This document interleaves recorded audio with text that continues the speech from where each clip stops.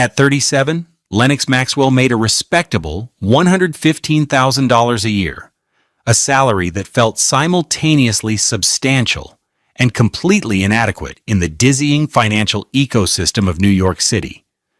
It was a number that could afford a comfortable life, but not the one his wife, Soraya, curated on her vision boards and social media feeds. On a Tuesday evening in June of 2024, at exactly 7:13 p.m., Lennox discovered just how inadequate his entire world had become. He turned his key in the lock of their shared two-bedroom brownstone apartment in Park Slope, a place they'd secured with a down payment scraped together from his small inheritance and her meager commissions as a junior real estate broker. The door swung open into a cavern of silence. The first thing he noticed was the echo. His own footsteps, usually muffled by the $4,000 antique Persian rug they'd bought on their second anniversary, now clicked sharply against the bare hardwood floor. The rug was gone. He looked up. The oil painting of a Harlem street scene by a promising local artist, a piece he'd loved that had cost him $2,200, was also gone. In its place was a stark, pale rectangle on the deep gray wall, a ghost of where it once hung. His heart began a low, heavy drumbeat against his ribs. "Saria?" he called out, the name swallowed by the unnerving emptiness. He walked into the living area. The custom-built bookshelves, filled with his architecture volumes and her glossy novels, were there, but the shelves were barren. The $3,500 leather sofa, the matching armchair, the handcrafted coffee table, all vanished. In the center of the room sat a single, stark white envelope, propped against one of the empty shelf supports. His name was written on it in her perfect, sharp calligraphy. He didn't open it yet. A cold dread, heavier and more suffocating than the humid June air, settled over him. He moved through the apartment like a trespasser in his own life. The kitchen, stripped. The $1,800 set of all-clad cookware. The $600 Vitamix blender. Even the magnetic spice rack from the refrigerator door were gone. The bedroom was the worst. The king-sized bed they'd spent weeks choosing, a $5,000 investment in their shared comfort, had been disassembled and removed. His clothes were piled in a heap in the corner of the walk-in closet. Her side was a graveyard of empty hangers and shoeboxes. The air smelled of her perfume, a lingering, cruel memory of the life that had occupied this space only that morning. He had left for a site visit in Chelsea at 6:30 a.m., kissing her sleeping head goodbye. Now, 12 hours later, he was standing in the ruins of that life. He felt a wave of nausea. He had no idea what was coming, the true depth of the void she had created. This was more than just leaving. This was a strategic erasure, a complete and total liquidation of their shared existence, executed with the brutal efficiency of a corporate raider. He thought of their joint savings account, the one they were building for a future down payment on a place they would own outright. A knot of pure fear tightened in his stomach. He finally walked back to the envelope, his hands trembling slightly as he picked it up.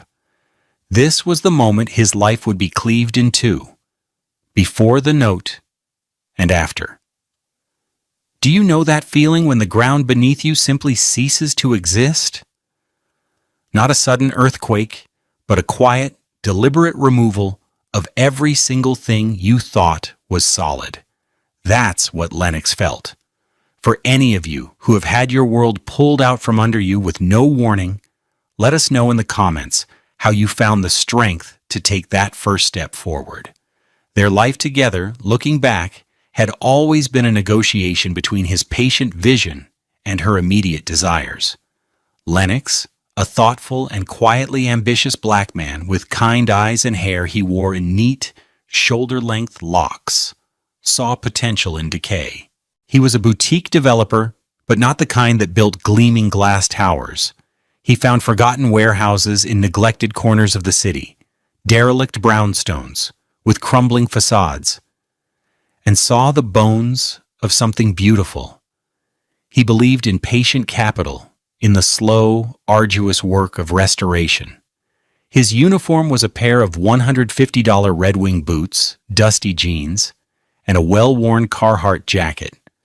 His greatest joy was peeling back layers of plaster to find original 19th century brick. Saria was the opposite. She was luminous, with deep brown skin that seemed to glow from within and a smile that could disarm a boardroom. She worked for a large, aggressive real estate firm in Midtown, a place that celebrated killer instincts and seven-figure commissions. She saw success in terms of brand names and price tags. While Lennox was excited about a $15,000 structural survey on a dilapidated Chelsea garage, Saria was coveting a $2,400 Burberry trench coat she saw on Madison Avenue. Their arguments, always simmering beneath the surface of domestic normalcy, were about this fundamental difference in philosophy. "We could be living so much better, Lennox," she'd said one night, scrolling through her phone at their $1,500 oak dining table. "Look at this. Mark and Tiffany are in St. Bart's again. Her husband just flipped a condo in NoHo and made $500,000 in 6 months." "That's not what I do, Saria," he'd replied calmly, sketching a floor plan on a notepad. "I'm not a flipper. I build things that are meant to last. It takes time." "Time isn't paying for a week at the Four Seasons," she'd countered, not looking up from the screen. "Your projects are money pits. That warehouse you're obsessed with has been eating our savings for 2 years. We put $40,000 into permits and plans, and for what? It's still just a pile of bricks." He remembered the sting of those words. To him, that pile of bricks was a future masterpiece, a fusion of industrial history and modern living. To her, it was an anchor, holding her back from the life she felt she deserved. She craved the visible, the immediate, the Instagrammable. A $30,000 summer rental in the Hamptons was a tangible victory. A 5-year zoning battle for a property that might one day be worth millions was an abstract, frustrating dream. He paid for the dinners at Daniel, the $800 a plate tasting menus she loved. He bought her the $1,200 Christian Louboutin heels for her birthday, even though it meant dipping into the funds he was setting aside for a crucial environmental report. He saw it as an investment in her happiness, in their marriage. He believed that if he could just get one of his large-scale projects over the finish line, she would finally understand his vision. She would see that his patience wasn't weakness, that his focus on foundational work wasn't a lack of ambition. He thought she was his partner in that dream, a partner who was simply a little more impatient. He had no idea she was merely an investor waiting to cash out. Their apartment was a microcosm of this conflict. His contributions were the solid, unseen things: the down payment, the painstakingly restored original moldings, the upgraded electrical system he'd overseen himself. Her contributions were the glittering surfaces, the designer furniture, the expensive art, the high-end appliances. He had built the foundation, and she had decorated the rooms. And now, she had taken all the decorations, leaving him with nothing but the bare, solid structure he had so carefully built. He was standing in a metaphor for his own life. He finally opened the envelope. The paper was thick, expensive, the kind she used for her most important clients. The note was short, brutally concise. "Lennox, I can't do this anymore. I can't wait for your potential to materialize. I need a life, a real one, not a construction site of maybes. By the time you read this, our joint assets will have been moved to secure my future. My lawyer will be in touch regarding the dissolution of our marriage. I've taken what I believe is my fair share for the years I've invested. Consider it a severance package." Saria, severance package. The corporate, impersonal cruelty of the phrase knocked the wind out of him. He sank down, his back against the empty bookshelves, and pulled out his phone. His hands were shaking so badly it took 3 attempts to enter his passcode. He opened his banking app. The joint savings account, which held $85,342 2 days ago after a payment for a completed consultation had cleared, now read, available balance $12.74. A cold, metallic taste filled his mouth. She had drained it, all of it. The money from his inheritance, the savings from his freelance architectural work, every dollar he had painstakingly squirreled away. His personal checking account was nearly as bad. He'd transferred most of his cash to the joint account last week to cover a tax payment. He had $1,450 to his name. The front door opened. It was Soraya. She stood in the doorway, silhouetted against the hallway light, looking impeccable, in an $8,700 Armani suit, holding a leather briefcase. She looked not at him, but around the empty room, a flicker of satisfaction in her eyes. "I see you got my note," she said, her voice devoid of any emotion. Lennox slowly got to his feet. "You took everything, Soraya. The money, the furniture, everything." "I took my half," she corrected, her tone sharp and defensive. "I put my career on hold to support your little hobbies. I entertained your boring investor friends. I lived in this dusty neighborhood. I earned it." "My hobbies?" he repeated, his voice dangerously quiet. "Building a business is a hobby? That money was for the Chelsea project. It was for the permits. You know that." She laughed, a short, ugly sound that echoed in the empty space. "Oh, the Chelsea project. The great masterpiece that will never happen. Lennox, you are a low-tier developer playing in a major league city. You have great taste in dilapidated buildings. I'll give you that. But you don't have the stomach to play the real game. You don't have the killer instinct." She took a step closer, her expression hardening. "I'm 36 years old. I'm not going to waste my prime waiting for you to become something you're not. I've met someone. Someone who understands what it takes, someone who isn't afraid to make real money." Every word was a hammer blow. Low tier. The phrase lodged itself in his brain, a piece of shrapnel he knew he would carry for a long time. "So you strip our home and drain our bank account?" "This is who you are?" he asked, a deep, rising outrage beginning to burn through the shock.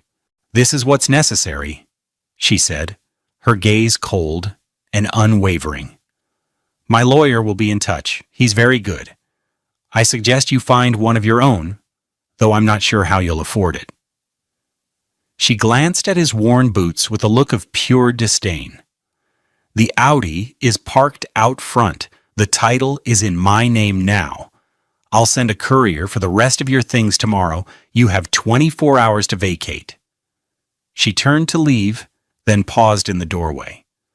"Don't try to fight this, Lennox. You'll lose. You're a good man. A nice man. But nice men finish last in this city." And then she was gone. The door clicked shut, the sound final and absolute. Lennox stood alone in the echoing shell of his life, the words "low tier" and "nice men finish last" ringing in his ears.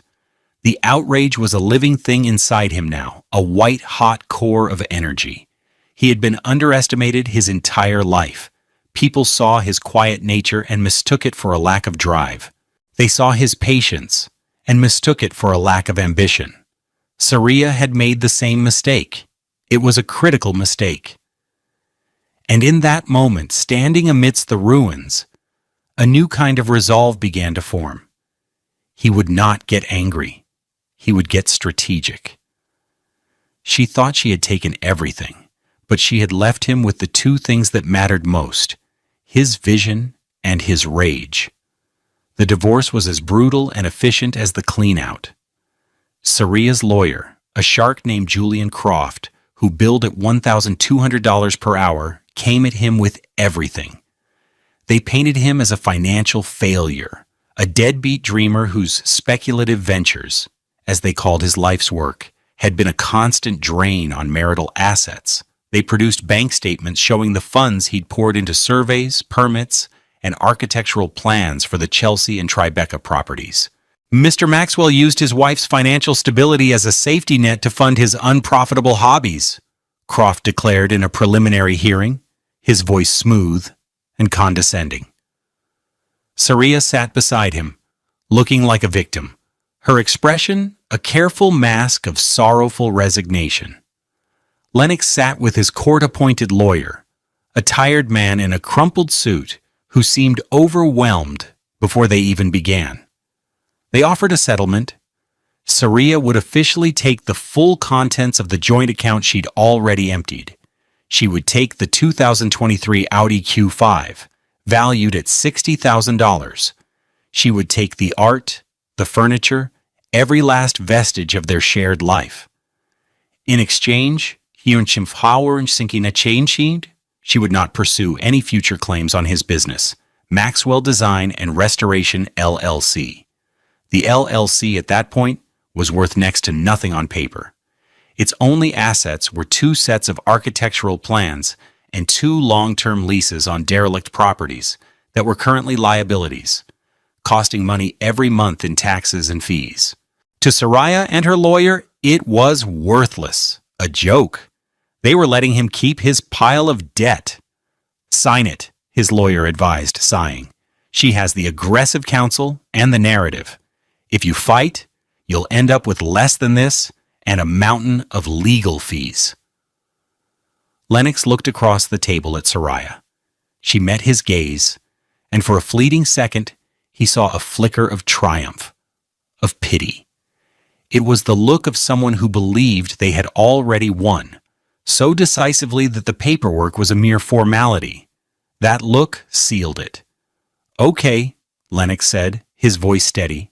"I'll sign." He signed the document that legally severed him from his past and, in Saria's mind, his future. He signed away everything they had built together.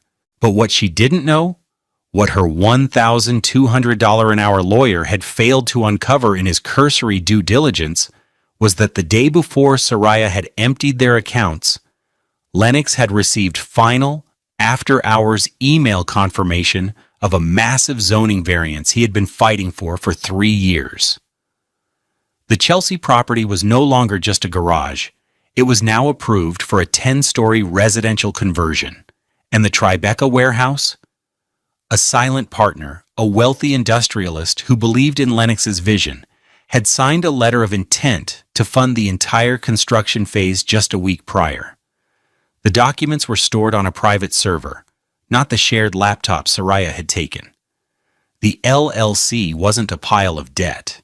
It was a launch pad, and he had just gotten her to sign a document relinquishing all claims to it, forever. She had mistaken the rocket for the rock.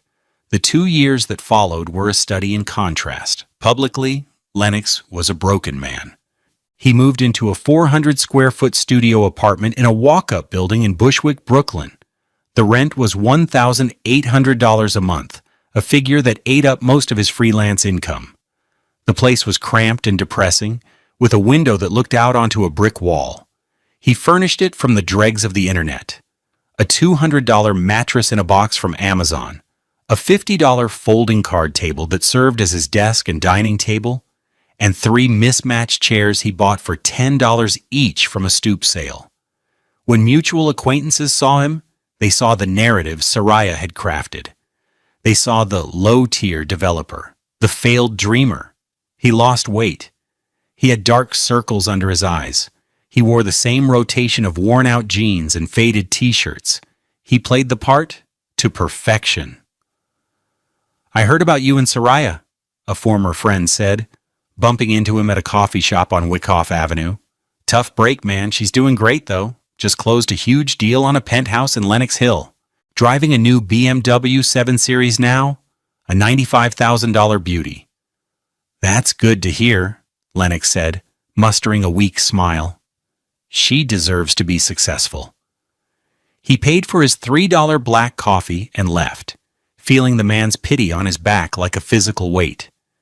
Every such encounter was a small, sharp humiliation, but each one was also fuel.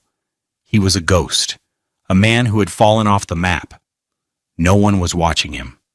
No one was paying attention. And that was his greatest asset. Privately, Lennox was a man possessed. His life ran on a relentless, punishing schedule. He was up at 4:30 a.m. every day, from 5 a.m. to 8 a.m. At his flimsy card table in the dim light of his Brooklyn studio, he was on the phone with architects, engineers, and his silent funding partner. He was value engineering every aspect of the two simultaneous projects, squeezing every drop of potential from every dollar. At 8:30 a.m., he would take the L train to Manhattan. He didn't look like a developer overseeing two of the city's most ambitious boutique conversions. He looked like another anonymous worker, tired and worn down. He spent his days on site, alternating between the cavernous, dusty shell of the Tribeca warehouse and the skeletal frame of the rising Chelsea building.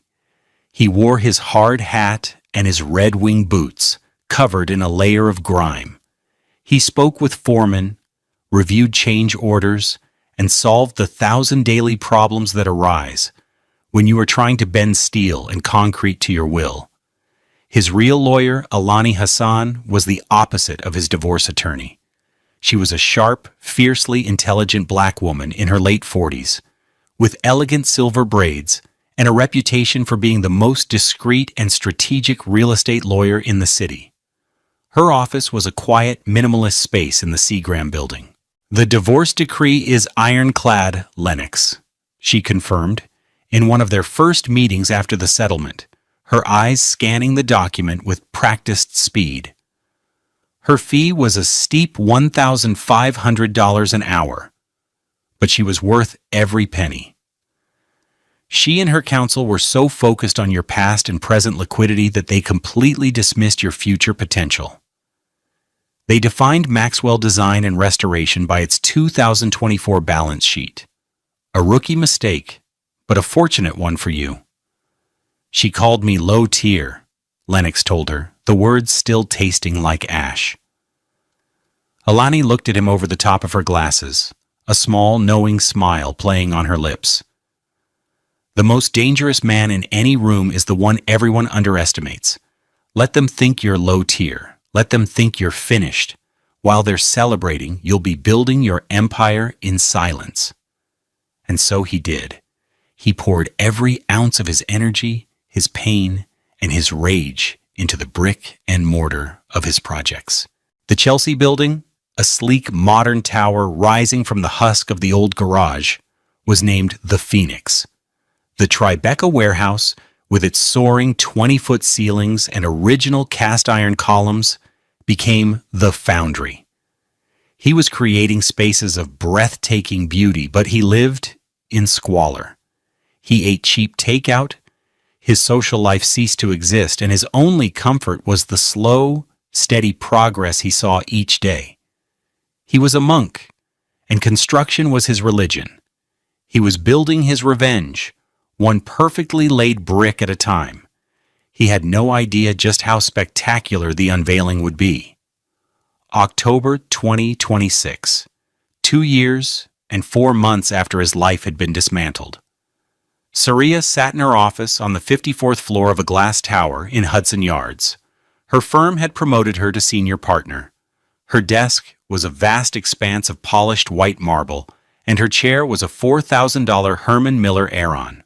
Through the floor-to-ceiling window, she had a panoramic view of the Hudson River and the city she had, in her mind, conquered. Life was good. The man she'd left Lennox for, a hedge fund manager named Damien, was successful and generous. They lived in a sprawling pre-war apartment on Park Avenue. She drove the white BMW 7 Series she had won. She was scrolling idly through her newsfeed during a lull between calls, a smug little smile on her face. She passed by articles about market trends, celebrity gossip, and then a headline from Architectural Digest caught her eye. The Alchemist of Tribeca, how Lennox Maxwell turned grit into a $40 million glass house in the sky. The name hit her like a physical blow. Lennox Maxwell. It couldn't be. She clicked the link, her heart suddenly pounding. The page loaded, and the first image was a 2-page spread of a penthouse so stunning it took her breath away. A double-height living room with a wall of glass overlooking the entire downtown skyline. A floating staircase made of steel and reclaimed oak. A rooftop terrace with a private garden, and an infinity-edge plunge pool that seemed to spill into the sky. Her hand started to shake.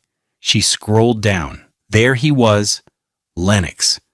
But not the Lennox she remembered. The man in the dusty jeans and worn-out boots. This was a Lennox she had never seen before. He was standing on the terrace at sunset, leaning against the glass balustrade. He wore a perfectly tailored dark suit, no tie, his locks now longer and tied back elegantly. He looked calm, powerful, and serene. The defeated man she had jettisoned was gone. In his place was a king in his castle. She began to read the article, her eyes scanning the text with frantic speed. Fonsakim. Maxwell, 39, is the quiet force behind two of the most talked-about conversions in recent Manhattan history, the Phoenix and Chelsea, a 30-unit luxury condominium that sold out pre-construction for a total of $180 million, and the Foundry in Tribeca, where he himself resides in the spectacular triplex penthouse. $180 million. The number swam before her eyes. A story of remarkable resilience. After a difficult divorce in 2024 left him with little more than his architectural plans, Maxwell poured everything into his work. It was a period of clearing out what was no longer foundational. Maxwell says, his only comment on his personal life. I wanted to build something real, something with integrity, from the ground up. Clearing out what was no longer foundational. The quote was a dagger. He was talking about her. The article went on, detailing the genius of his designs, the bidding wars for the units, the praise from critics. It mentioned his company, Maxwell Design and Restoration LLC, was now valued at over $250 million. And then came the final, crushing detail, the penthouse. The crown jewel is Maxwell's own residence, a 7,000 square foot triplex valued at an estimated $40 million. It is a space that is both a home and a statement, a testament to the power of vision, patience, and betting on oneself when no one else will. $40 million. Saria felt the blood drain from her face. The marble desk felt cold beneath her suddenly clammy hands. The panoramic view from her window seemed to mock her. She had been sitting here on the 54th floor thinking she was on top of the world. Lennox was in a glass house in the sky, looking down on her. The full weight of her miscalculation crashed down on her. The low-tier developer, the unprofitable hobbies, the pile of bricks. She had thrown away a winning lottery ticket because she was too impatient to wait for the numbers to be called. The man she had dismissed as a failure had built an empire in the shadows of her own perceived success, a primal scream of rage and regret built in her chest. She grabbed her $1,500 iPhone, her fingers fumbling as she scrolled to his contact information. She hadn't spoken to him in 2 years. His name in her phone was just Lennox. No heart emoji, no pet name. Just the plain, stark name of a man she had discarded. She pressed the call button, her mind racing. This wasn't over. This couldn't be over. That money, that penthouse. It was hers. It had to be hers. She had invested years. It was her severance package. Lennox was in a meeting in his home office. a glass-walled room on the second level of the penthouse that overlooked the sprawling living area below. He was meeting with two promising young apprentices, a man and a woman from the South Bronx, whom he was mentoring. He was showing them the original, hand-drawn plans for the foundry, explaining how he'd preserved the 120-year-old brickwork. His phone, a simple functional device, buzzed on the polished concrete desk. The screen lit up with Saria's name. A strange calm settled over him. He had known this day would come. He had rehearsed it in his mind 1,000 times. He looked at the phone, let it buzz twice more, and then declined the call. He turned his attention back to his apprentices, a genuine smile on his face. Now, look at this detail on the joinery. A minute later, the phone buzzed again. A voicemail notification. He ignored it, and again, and again. Throughout the rest of the afternoon, the notifications piled up. A frantic digital barrage. Saria's voice, when he finally listened to the messages later that evening, was a case study in emotional disintegration. He played them on speaker for Alani Hassan, who was on the other end of a video call, a glass of red wine in her hand. Voicemail 1, 3:14 p.m. Lennox, it's Saria. I just saw the article in Architectural Digest. It's incredible. Is this real? The penthouse? Call me back. I'm so confused. Her voice was tight with shock. Voicemail 2, 3:22 p.m. Lennox, pick up the phone. You have to call me. We need to talk about this. You hid this from me. You were working on this during our marriage. That is marital property. You defrauded me, Lennox. The confusion was already hardening into accusation. Voicemail 3, 3:45 p.m. Julian is going to be hearing from me. You think you can get away with this? Hiding hundreds of millions of dollars? The courts will see right through this. You owe me half, Lennox, half of everything. The voice was shrill now, laced with fury. Alani took a slow sip of her wine. Predictable, she said, her voice calm. Stage 1, shock. Stage 2, righteous indignation. Stage 3, threats.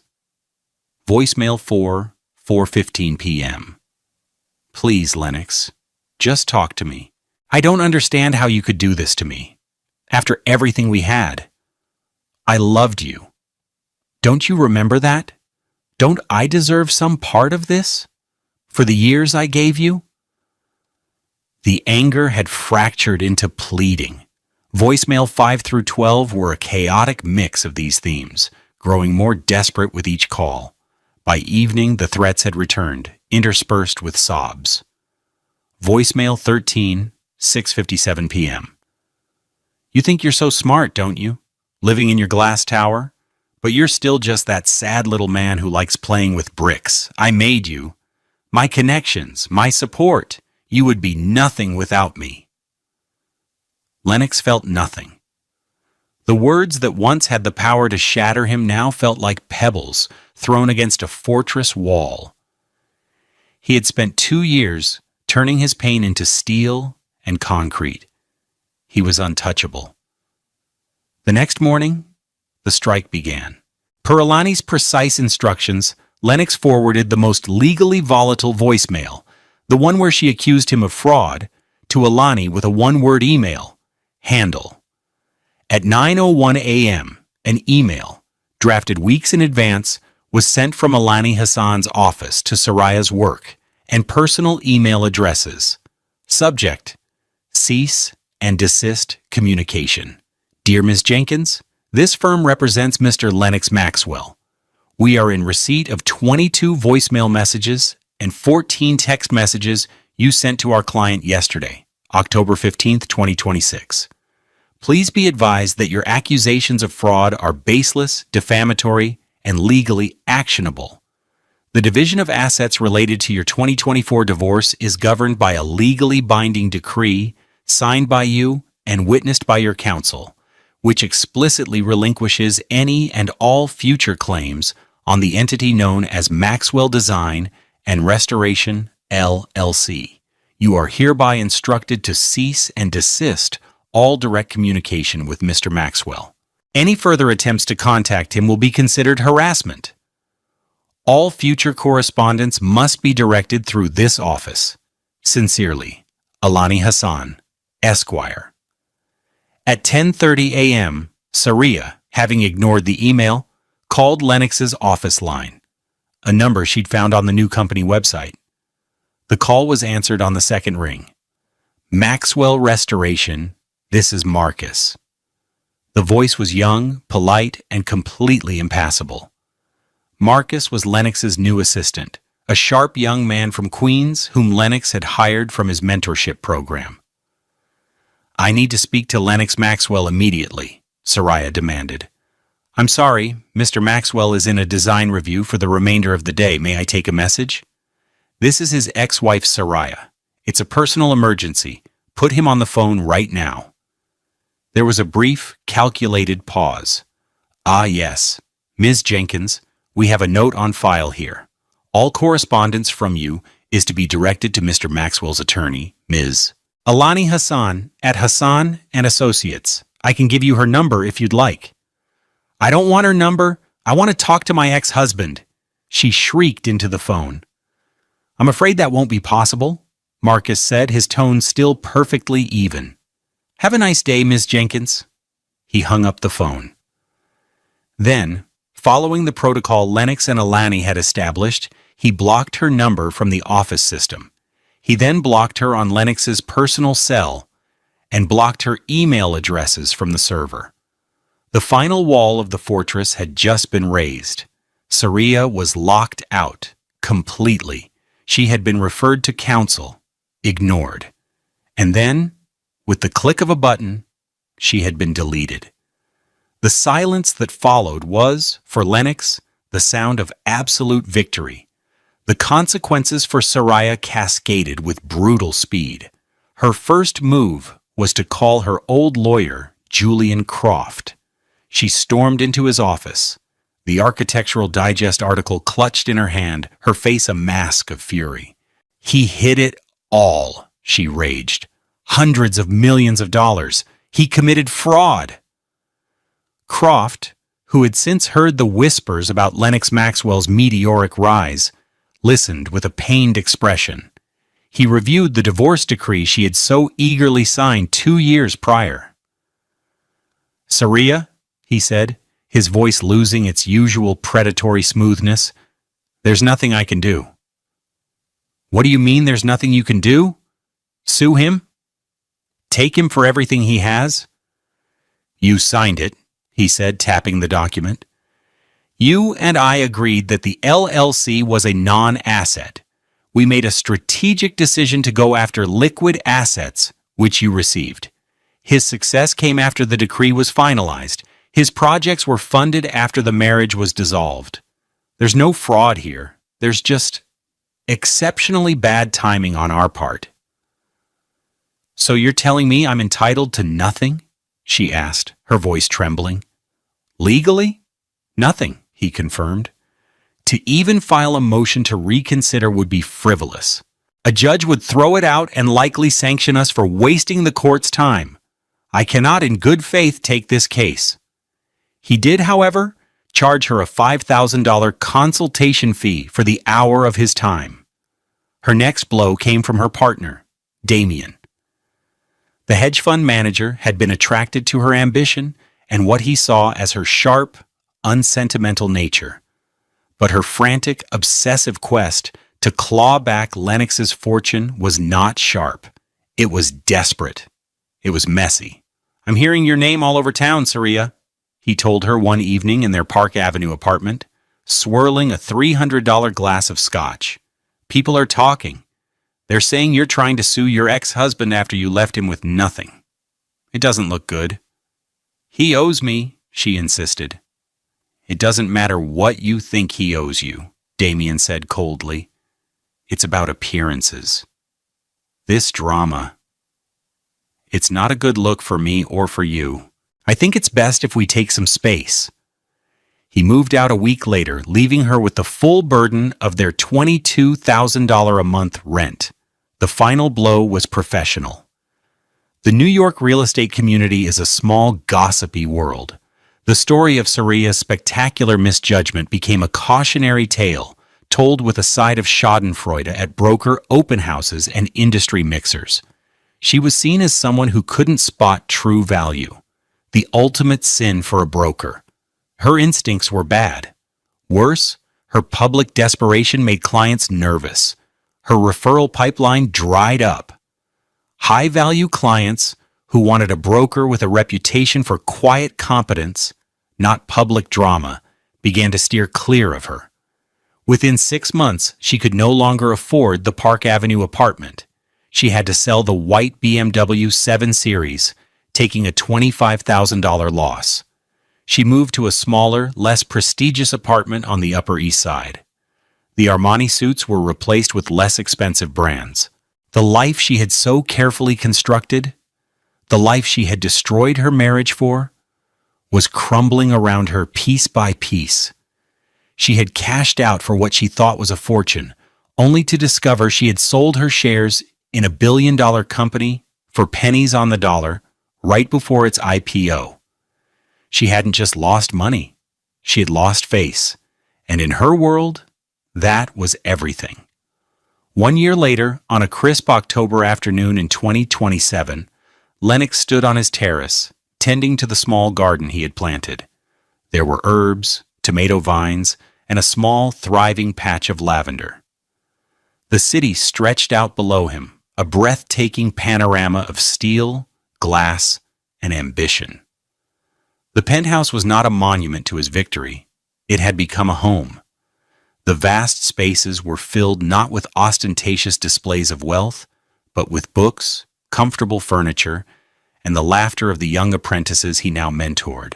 He had started the Maxwell Foundation, a nonprofit dedicated to funding and mentoring young, aspiring developers and architects from underserved communities across the 5 boroughs. He had learned that his true passion wasn't just in restoring buildings, but in helping to build lives. He brought his mentees to his penthouse not to show off, but to show them what was possible. He wanted them to see that the view from the top wasn't a privilege to be hoarded, but a perspective to be shared. His mother, whose wisdom had been a quiet anchor during his darkest days, now visited every Sunday. She would sit on the terrace, her silver braids catching the sunlight, and they would talk for hours. "You didn't build this place with anger, baby," she had told him once, looking around the sun-drenched living room. "You built it with purpose. The anger was just the kindling to start the fire." He had made peace with what Saria had done. The rage had long since cooled, leaving behind not a scar but a kind of clarity. He understood now that some people are decorators and some people are builders. Saria could only see the surface of things, the immediate glittering prize. She didn't have the patience or the vision for the foundation. He had forgiven her, not for her sake, but for his own. He refused to let her betrayal occupy any more space in the magnificent life he had built. As the sun began to set, casting long, golden rays across the Hudson River, he changed into his running clothes. His daily run through Hudson River Park had become a ritual, a moving meditation. As he ran along the waterfront, the cool air on his face, he felt a profound sense of peace.